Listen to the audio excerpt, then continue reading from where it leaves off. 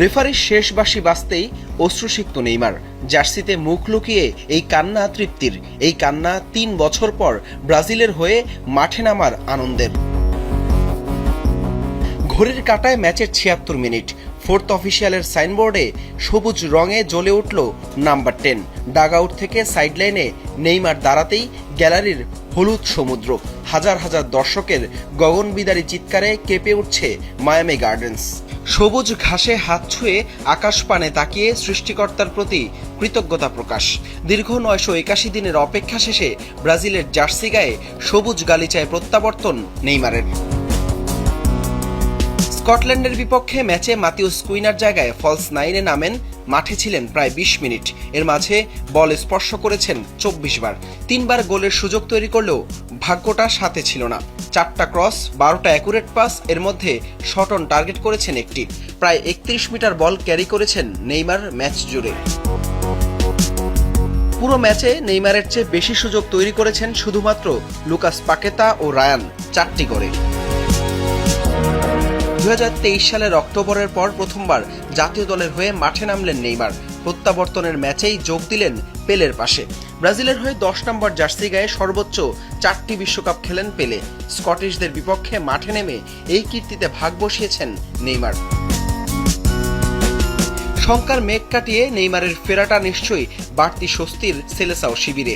২০২৬ বিশ্বকাপের মঞ্চে বাকি পথটায় এই চেনা বাঁশি কতটা সুর তোলে, এখন সেটাই দেখার অপেক্ষায় ব্রাজিলের কোটি কোটি ফুটবল ভক্ত। হাসান আল মারুফ, যমুনা স্পোর্টস।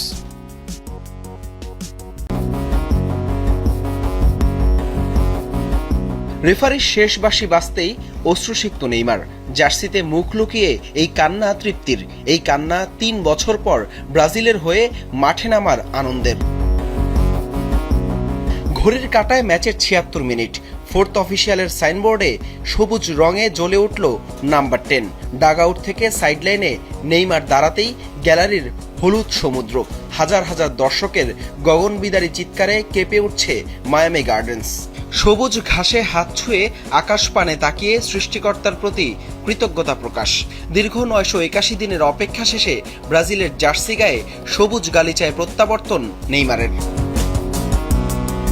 স্কটল্যান্ডের বিপক্ষে ম্যাচে মাতিউস কুইনার জায়গায় ফলস 9-এ নামেন। মাঠে ছিলেন প্রায় ২০ মিনিট। এর মাঝে বল স্পর্শ করেছেন ২৪ বার। ৩ বার গোলের সুযোগ তৈরি করলেও ভাগ্যটা সাথে ছিল না। ৪টা ক্রস, ১২টা অ্যাকুরেট পাস, এর মধ্যে শট অন টার্গেট করেছেন একটি।